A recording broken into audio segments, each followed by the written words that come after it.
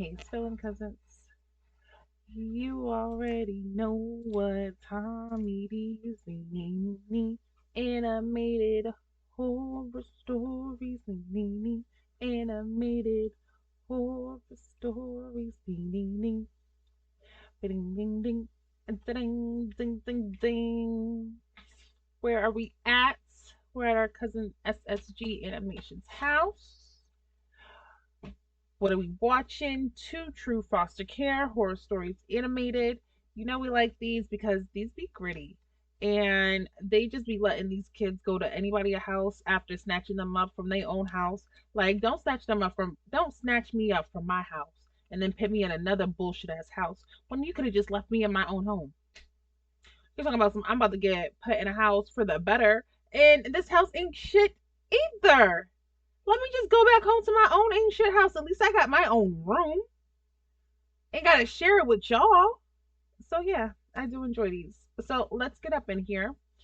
As always, please go over to SSG Animations House. Please go over there, subscribe, come back. You should already be subscribed over here, but if you're not subscribed, you know, like this video and whatever other video you come across with my face up in it. I really like it. Like the video and chat with me in the comments. Okay? I'm also back on Twitch. Feel free to join me and chat with me live time. Okay? If you see me looking down, more than likely I am trying to navigate chatting with y'all in live time. Okay? Yeah. Let's get up into it though. Please grab a blunt, grab a bottle of water, grab a bag of chips, and grab a blanket so you can be snug. Okay? Okay. Let's get up in here. Look at these people looking dirty. Like, look at that man in the middle. Big dirt. Looking nice. Dirt box. Like, middle name is My name is Cameron John, and for some time in my life, I lived shortly with a foster family as both my parents had passed away when I was 9 years old. My mom died from diabetes, and my dad died from a heart attack not long after. Understandably, the years that followed that incident were horrible for me, but to this day, no experience has been as horrifying as the Bishop's foster family. It all started shortly after my father passed. I was a 9-year-old only child with almost no immediate relatives, so it didn't take long for child services to arrive and take me away. I was informed there was nothing to be worried about as they already had a foster family assigned to me. The ward also informed me that my new foster family was well known and had previously taken care of up to 13 kids in the past, and the government trusted them completely with the safety of kids like me. The next day, I was put in a car with my ward and taken to my new home.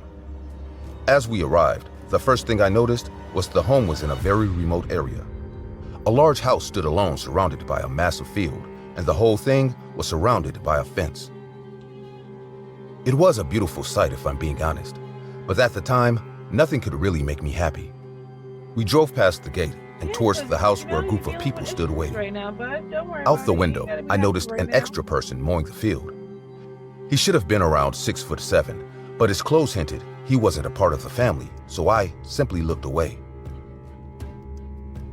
I stepped down from the car and realized the group was made up of 9 people.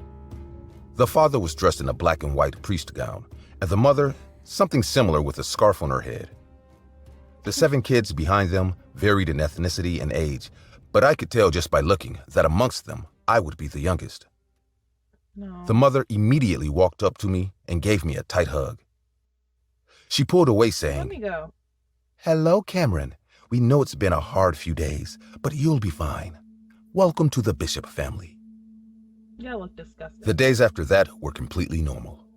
I was introduced to the kids and discovered I was right in assuming I'd be the youngest, as the one closest to me was a 12-year-old girl named Angela. Aww. Ironically, it turned out Mr. Bishop was an actual priest, and for the little time I'd spent at the house, I'd never seen him in anything other than his black and white gown. The large man I saw mowing the lawn was in the house regularly and seemed to be part of the family. Everyone called him Uncle Sam, and when he wasn't mowing, he'd be fixing something or talking with the adults. I spent most of my time outside in the fields reading, as the kids weren't allowed to go to school. Instead, We were homeschooled by mother and spent most of the day doing nothing. Guys, aren't you sometimes bored staying home all day? It took some time, but eventually Angela responded, Father and Mother say we aren't ready yet. She continued with, Ready for what? Outside? They say if we go outside, the demons will come for us, and nobody wants that. I was confused as I figured we'd all been outside at least once in the past before coming here, but that's when the oldest child, Arthur, spoke. Besides, I don't know about you, but we're happy here. There's no purpose for people like us out there. Here's safe and the outside isn't. There's way too many sinners out there, and quite simply, it's disgusting. He paused and held. Yo, do you see Cam scratching his head? He said, y'all ain't ever been outside before? Like, when did y'all get here? Like, I know I got here at 6 years old, you know? But when did y'all get here? Y'all get here when y'all was wee lads? Y'all never ain't been outside before? He said, I just assumed that we all been outside at least one time before coming over here. And now we all here, y'all niggas don't want to go outside? Like, demons and sinners? Kim said, outside is where it's at. They got the park and the slide out there. Like, you ain't never been on a swing? You don't live life as a kid if you ain't never been on a swing, you know, hit the high and jump off and land it. You know? Kim said, what are y'all talking context about? Before saying, also, the demons that took our parents are still out there. Oh. We need to be complete or they'll take us too. Oh. I didn't know what it was at that time, but after that conversation, I never felt right being with the other kids. I simply cried that night and went to bed. There's some I woke up bullshit. later that night to use the toilet, and I could tell it was really late at night, but disrespectful. Don't say that. Why would they tell them kids that? Tell them kids that the demons that took your parents is out there, and if you go outside, they're gonna take you too. Don't tell no babies that. You see, you gotta be careful with them priests. Them priests and them sisters, you gotta be careful. I woke up later that night to use the toilet, and I could tell it was really late at night, but as I walked towards the bathroom, I began hearing muffled noises. I couldn't tell where they were coming from, but after noticing them, I couldn't stop noticing. I decided it was probably nothing, simply got back in bed and chose to ignore the noises that night. The next morning, I couldn't stop thinking about those noises I heard the previous night, so I decided to ask Mother and Father.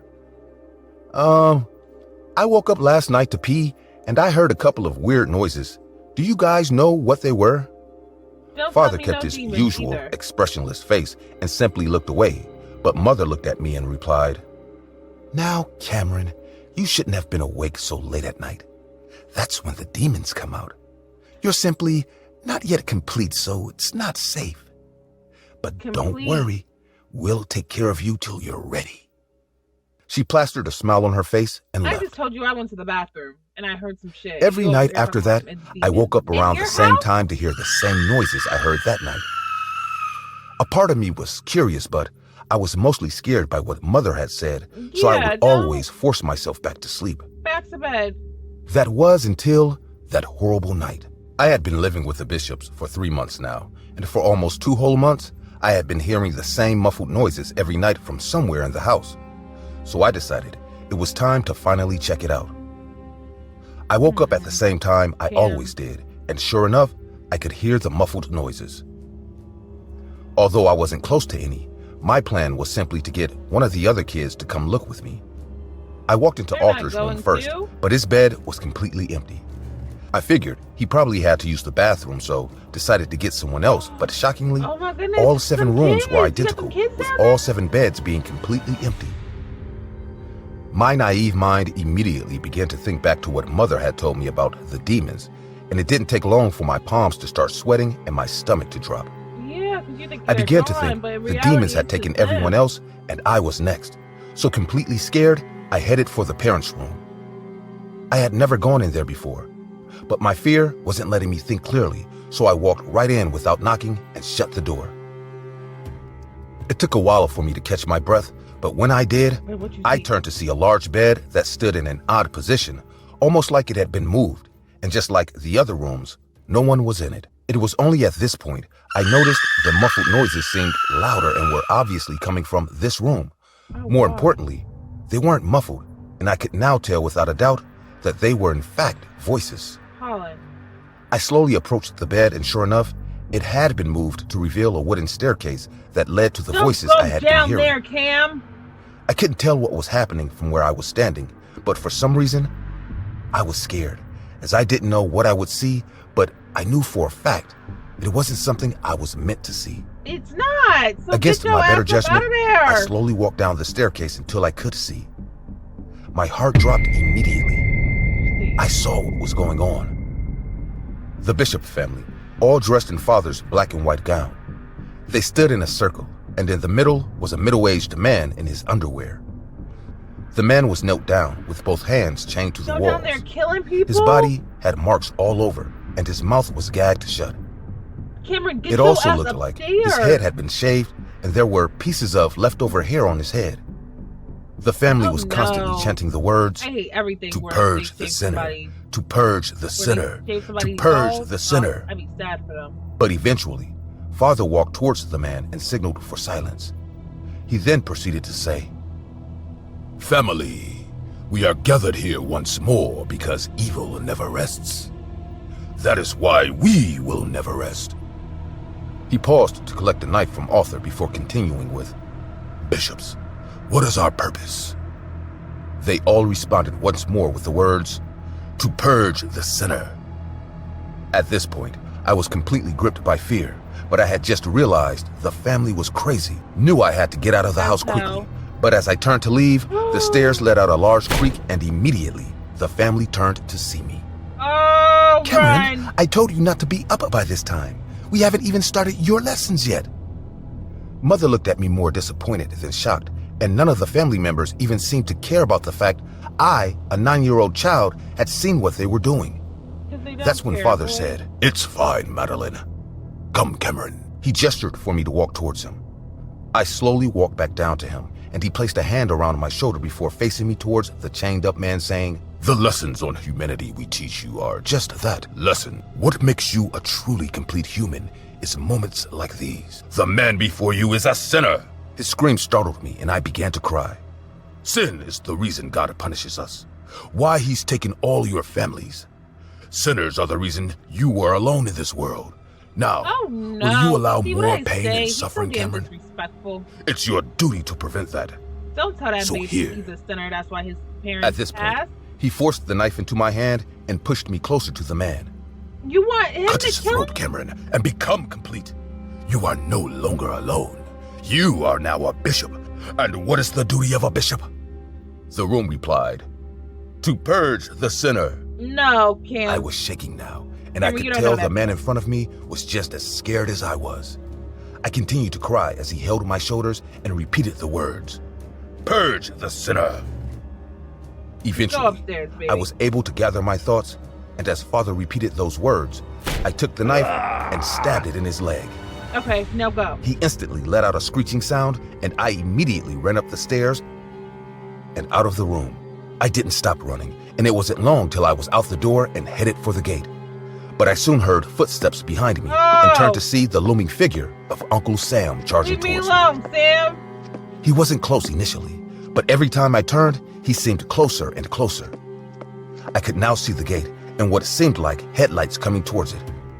And at that moment, all I could do was hope I got there before Uncle Sam got to me. I ran out the gate and fell hard on the road. The car headed my way abruptly stopped, and seated in the driver's seat was an elderly lady. Take me home with you. "Is everything all right, young man?" No, it's not. she said, looking out the window. I quickly ran to the other side, crying, and said, one of them too. "Please help me, ma'am. Please. They're trying to kill me." The initial confusion was written all over the woman's face, but she simply opened the door, and I quickly got in. As we drove off, I looked out the corner of my eye to see Uncle Sam standing by the open gate, staring furiously at me, and in the distance, the silhouette of who I assumed was Father staring out of a window from the house. Soon enough, the house was out of sight, and that would be the last time I would ever see the Bishop household. Hey.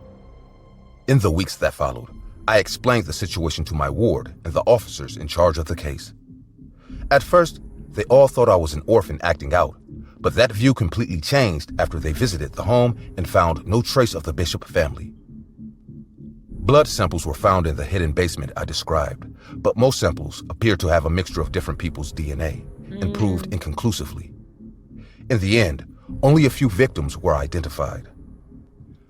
The fact I claimed to hear those noises every night for almost 2 months led authorities to believe the Bishop family had taken up to an estimated 200 lives in the past few years. Oh, God. The government ended up putting me in an orphanage for the next 9 years of my life, and as expected, I received regular therapy and counseling during my time in the orphanage. The truth is, anyone who hasn't been a foster kid can't truly understand the courage it takes to live with a complete group of strangers. The ideals, beliefs, and culture of these strangers may not be what we think they are. Some people get loving homes while others end up in the worst places imaginable, disguised as loving homes. I, on the other hand, was stuck in hell during my time in foster care, and I hope no one ever experiences what it's like to be a part of the Bishop foster care family. Crazy.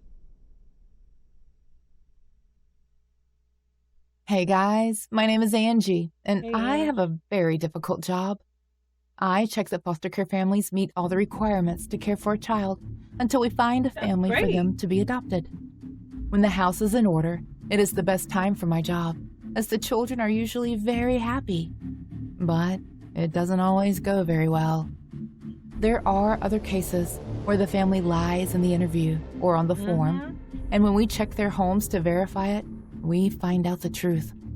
Those cases are never good, as the family that was going to take care of the child ends up crying or getting angry. After a few years, you realize that all the patterns are similar, except for this family. What they do? The family seemed lovely, but I felt there was something off about them. When I went to interview them personally, I realized I should have followed my intuition. The house where they were going to care for the foster child was terrifying. Dusty there and were dirty. Knives on the floor. Oh, no. Rats everywhere. You lying. And to make it worse, used toilet paper on the floor. It was disgusting. Why would y'all think y'all When gonna I get a told the baby owners that I was not going to be able to accept them as foster parents, they didn't freak out. They didn't do anything. They just stared at me with a huge, disinterested smile. So far, that was my craziest story since I've been working here. Jump out the window. Little did I know that something much worse was about to happen to me. A few days after that visit, I was on the bus telling that story to a friend on my cell phone. The bus was pretty empty, and it was late at night. I was late for a visit, and my husband's car was not working. I had thought about taking an Uber, but what the hell? I had ridden public transportation too many times to chicken out. As the bus continued to move forward, there were fewer and fewer people on it. So many people got off that I started to stare at the few that were left. Among them, 2 people caught my attention. There were 2 people in robes. They were both ahead of me, so I couldn't see their faces. But I could tell something. They were laughing. They weren't laughing a lot, but in an unnatural way. No way. They weren't looking at each other about either. Them on the phone to They your were just homie. looking straight ahead, laughing, not interacting. I started to get very nervous. I felt that these people were going to cause trouble, and I could not wait for them to get off. Nothing. The bus stations went by, and people went by and by. Meet you at the bus station? But they were still there. Now they were not only laughing among themselves without looking at each other, but I could see them looking at me out of the corner of their eyes and laughing even louder than before. They weren't even looking at each other. I was all they could see. I felt very nervous and wanted to get off. But this neighborhood was quite dangerous. At least here I was protected, and these people wouldn't dare do anything with the driver around. Says who? I was coming to my stop and got up from my seat, but to my surprise, so did these 2 people. I sat down quickly and confirmed my suspicions. They sat down too. They didn't even bother to make it look casual. I was in danger, and they wanted me to know it. Crazy. I stayed in my seat wondering what to do. My next move was obvious. I asked my husband to wait for me at the terminal station and told him that I was in danger. As long as I was on the bus, nothing could happen to me. The rest of the people kept getting off slowly until it was just us. We were one stop away from the terminal, and to my surprise, both people got off. Were they just messing with me?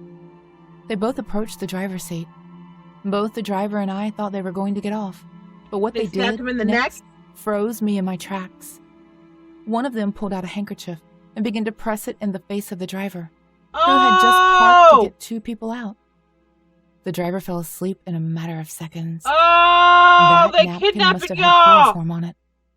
Terrified, I watched as these two people began to walk towards me slowly, Oh, I would have taking died. off their hoods and revealing their identities. Oh, I would have been dead. I already knew these two people.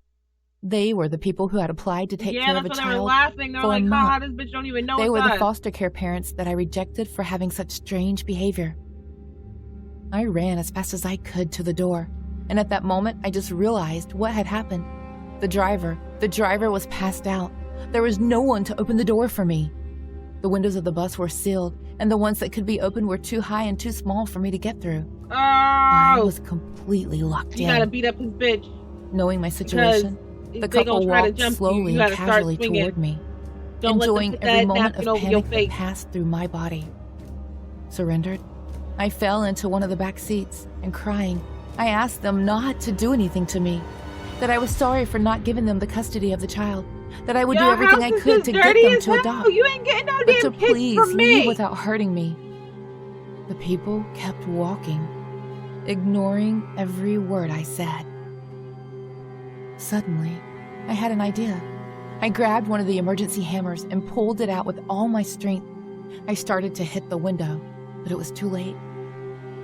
The two terrifying people were standing You don't next hit to me, some- hit one of laughing them. their heads off, with a demented look in their eyes. The eyes of both people were huge. 'Cause you don't have to defend Veins yourself. ran down their faces, and their Yo, smiles you're trying to get reached the fuck from out the ear thing. You to need ear. fight. It was a huge smile, but forced. It was as if they couldn't stop laughing, even if they wanted to. Behind their laughter, their eyes reflected a terrible hatred for me. That day, I thought that they didn't care that I had rejected them, but now I realized that they did very much.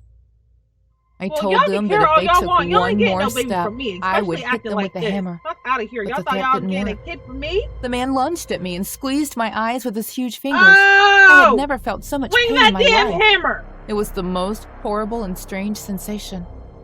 I felt that my own eyes were about to explode against my brain. He's grabbing your I managed freaking to kick eyeball! and run as fast as I could, but I was still on the bus. I tried to open my eyes, but the pain was too great. So I just kept the hammer in the air, hoping to hit someone, while I listened as the steps of two assailants came closer and closer. One of the two footsteps accelerated and rushed toward me. Yeah, but you It was swung the woman. I could feel her nails digging into my legs, and a bite on my ankle Oh! numbed all my skin. As I Bitch, screamed you in pain, biting? I heard the man's footsteps walking slowly toward me. Surely, he would be the one to finish me off. Still unable to open my eyes, I heard a glass next to me break, and someone walked up the steps to the front door. His voice was familiar. It was my husband. That's your man! I heard a fight and people falling. I heard screams and suddenly silence. Footsteps I love what approached the me man could quickly. do. He busted that Whose glass and said, were fuck they? out of here! Terrified, I tried to defend myself until I heard my husband's voice telling me we had to leave as soon as possible. I felt him Oh, put me he on his shoulder saved you. and I ran love as that. fast as he could Oh, and he put you on his shoulder? until I heard my husband's voice telling me we had to leave as soon as possible. I felt him put me on his shoulder and ran as fast as he could. Period. A few hours later, I was better. My eyes still hurt, but I was able to open them. We called the police, and when they went to check the bus, the unthinkable happened. Both psychopaths were still on the bus, No way. laughing non-stop. They were beat up the eating the bus bus driver? driver's body. The police stopped them.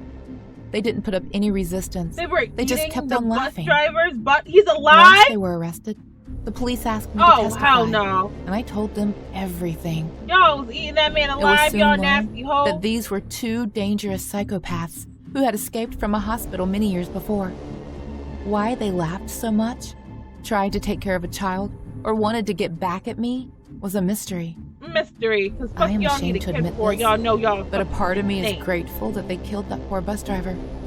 If they hadn't, these people would have gotten away.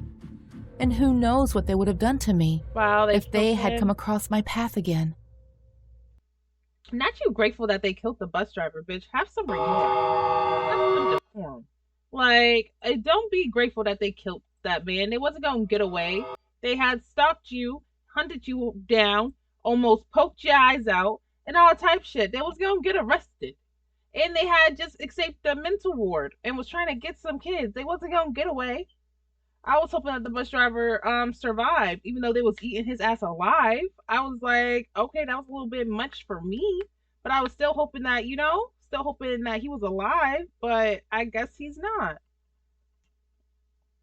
Excuse me, but that was sad. That was sad and disgusting.